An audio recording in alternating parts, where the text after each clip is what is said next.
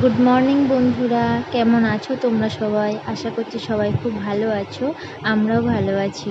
অনেক দিন video share করা হয় না তোমাদের সাথে, তো আজকে অনেক ইচ্ছা হলো সকাল থেকেই যে একটা ভিডিও শেয়ার করি তোমাদের। তো আমার সকালে উঠে আমার ডিউটি রান্না করা, তো আমি সেই কাজে লেগে পড়েছি। আজকে বেশি কিছু করব না, শুধু ডিমের ঝোল করব। আর দেখতে পাচ্ছ ঘর দোর অগোছালো আছে, সেটা গোছাতে হবে, কারণ আমি গেছিলাম বাপের বাড়িতে, সকালেই বাড়ি এসেছি। আর এই কারণে বাড়ি এসেছি যে আমার হাজব্যান্ডের জ্বর এসছে। ও আমাকে বলল যে আমার জ্বর এসছে, আমি কিছু না ভেবে আমি সকাল সকাল ওখান থেকে বেরিয়ে পড়েছি। সাথে আমার দিদি ছিল, ও নিয়ে এসছে আমাকে। একা একা তো আসতে পারবো না, কারণ মাম্মাম ছোট, ব্যাগ আছে, কী করে আসতে পারতাম। তো এসেছি, এসে আস্তে আস্তে 10টা বেজে গেছে। তখন এসে কিছু না ভেবে আগে রান্নাবান্নার কাজ শুরু করে দিয়েছি, যে আগে রান্নাটা করি, তারপরে আস্তে আস্তে টুকটুক করে যেগুলো পারবো করব, না পারবো রেখে দেবো, পরে পরে করব। তো কোথাও গেলে দেখবি ইচ্ছা করে না বাড়ি এসে কাজ করতে, মনে হয় একটু রেস্ট করি। তো আমার তো সেই উপায় নেই, আর কি করা যাবে, একার সংসার। আর সত্যি কথা বলতে একা একা এখন অভ্যাস হয়ে গেছে, আর অসুবিধা হয় না। তো বলে না যার কেউ নেই তার ভগবান আছে, তো ভগবান আমাকে দেখে, এই জন্য আমি পারি। মেয়েটা অত দুষ্টামি করে না, তার জন্য মানে ভালো, আমার একদিক থেকে হেল্প হয়।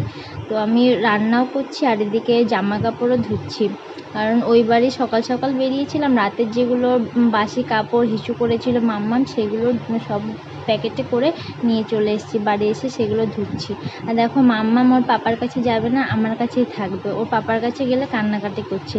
তো আমি দেখছি এদিকে আমাকে কাজ তো করতেই হবে, তো ওকে কোলে নিয়ে আমি যেটুখানি একটু সামলে নিই, আর এদিকে কাপড়ও কাচি, তারপরে ওর পাপা এসে নিয়ে যাবে। তো ওর কষ্ট হচ্ছে দেখো, তাও আমার কোলের মধ্যেই থাকবে।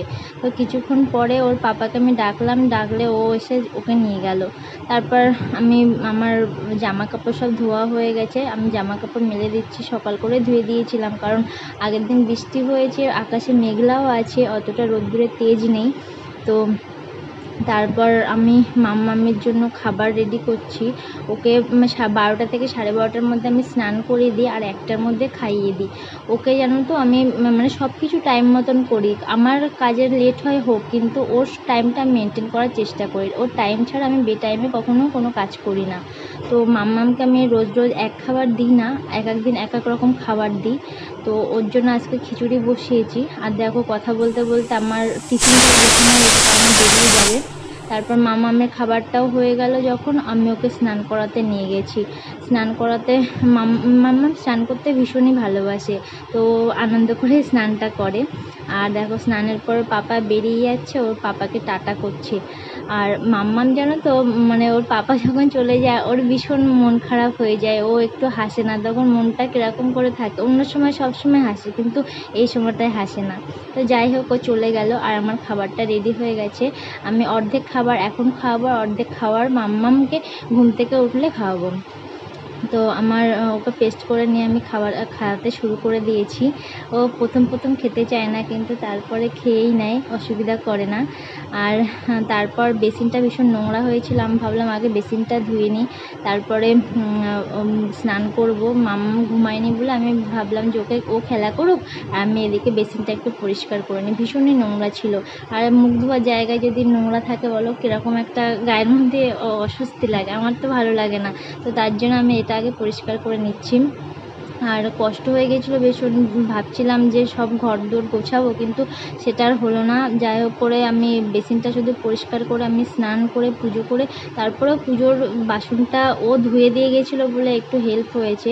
আর মাম্মাম ঘুমালে আমারও একটু মানে রেস্ট পাই, যে আমি একটু ঘুমিয়ে নিই তখন, এই জন্য আমার হয়ে গেছে। তারপর দেখো আমি স্নান করে মাম্মামকে ঘুম পাড়িয়ে পুজো করে খেতে বসে গেছি। আর ভিডিও আমি কন্টিনিউ করতে পারিনি। তো তোমাদের ভিডিওটা কেমন লাগলো অবশ্যই কমেন্ট করে বলো, আর ভালো লাগলে একটা লাইক কমেন্ট, আর আমার চ্যানেলটা সাবস্ক্রাইব করে পাশে থেকো।